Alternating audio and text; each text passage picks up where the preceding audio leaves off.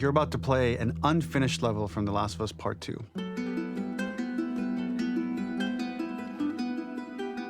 The reason we added this section is there are a few sequences, and we picked the 3 of the best ones, that we cut from the game. Often we build a game that's much bigger than what ends up being the final product.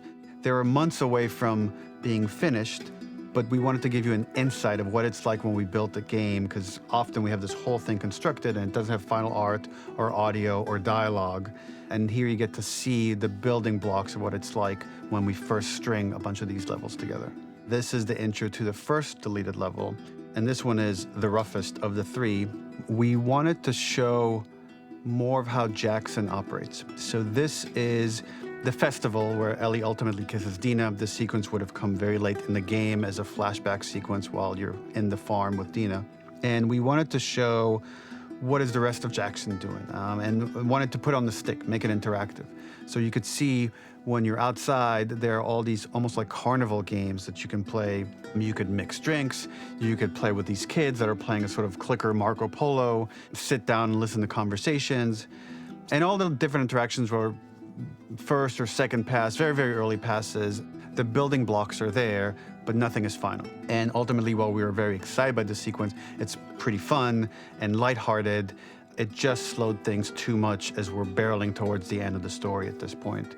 So again, reminder, rough, missing audio, missing animation, missing gameplay tweaks, missing dialogue, but pretty representative of what it would have been. So enjoy.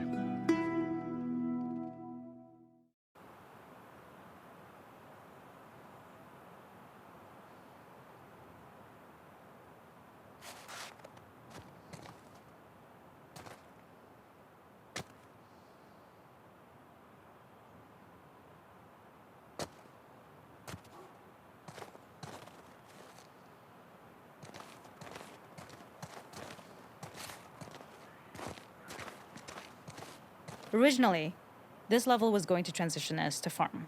We would go all the way through to the dance, where Ellie and Dina share their first kiss. Then we would play through farm, and when Ellie plays the guitar at night, she would remember the Seth incident. So, the opening for this was a little tricky. We needed it to match at least a little what you might expect emotionally coming from prior beats, because we were already purposefully disorienting you in time and space. Remember, you just came from this huge fight. To jump straight into it would have been a little too jarring. After some back and forth, we rooted it in Ellie's nerves, calling back to her hands shaking in the theater.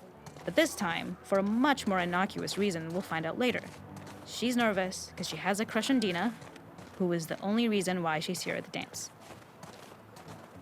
Something we really wanted to do was highlight the way their lives had turned upside down since she went down this path. We had this idea of recontextualizing all of our usual gameplay mechanics that were designed for really violent ends. The workbench, door bashes, throwable weapons, and even the infected, which is my personal favorite. Peppered throughout the level are moments of levity or shared history, all the while seeing how happy and mundane they all were before her huge revenge odyssey. It is not a festival without one of these throwing games. This one, of course, uses our throwable system where you're often chucking explosive things or stunning things, but for a more wholesome purpose, although some people take this game really seriously. A fun aspect of this is if you did well, you could win a toy here. Ellie would place it in her pocket. If you had done this, you'd find the toy with JJ, the baby, later back at the farm. When we cut this, the toy made it through anyway because it was so cute. It is the same one you see on the tractor at the farm, Ollie the elephant. The makeup artist is pretty simple. It's one of those little in-game scenes we peppered in to make it feel like Ellie had roots in the town. Hallie, our writer, mentioned that in her mind, an ex-girlfriend of Ellie's tattooed her arm to cover up her scar. So we figured this might be the only time you get to see that. We wanted to hint at it and allude to it and make it feel like there had been so much more that had been happening and so much more that Ellie threw away.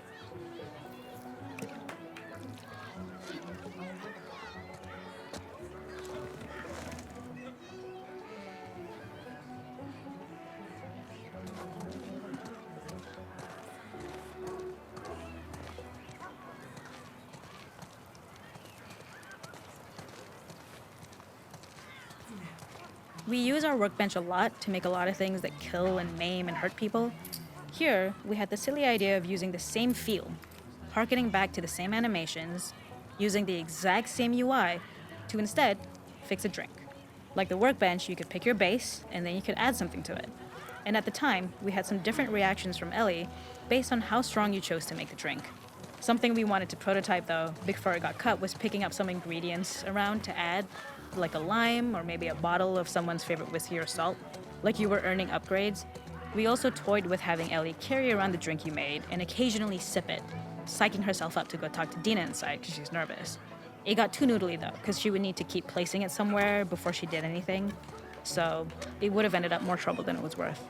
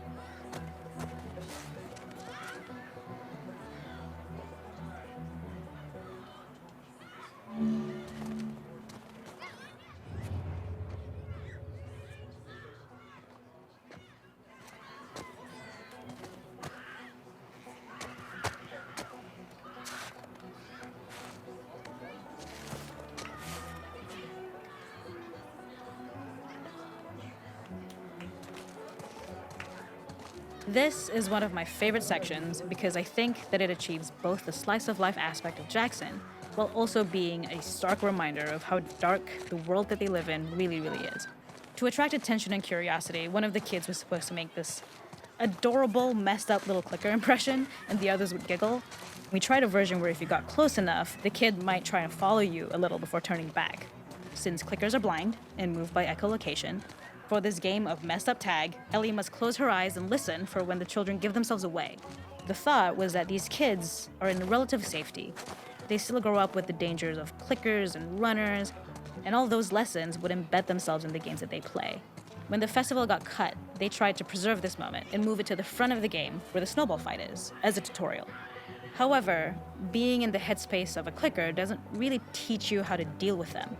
Eventually, it evolved, and they instead made the snowball fight, which was, I think, way more effective. For me, it's character illuminating that not only does Ellie know this game, she plays along. There's a familiarity with the kids that's really nice to see, especially because it's such a difference from the Ellie we see later, who has a sort of hollow normalcy that she's trying to get with JJ. But there's a hidden spot at the back that was just a bit of fun. It was highlighting Jackson's normalcy with something we would find in a real world. In the back, you would find teenagers finding some alone time with each other in a dark corner of a party. It was rewarding the player for peeking into a hidden corner, but ultimately redirecting them back to the festival. We also had versions of them smoking weed here, despite Maria's consternation, probably having gotten it from Eugene.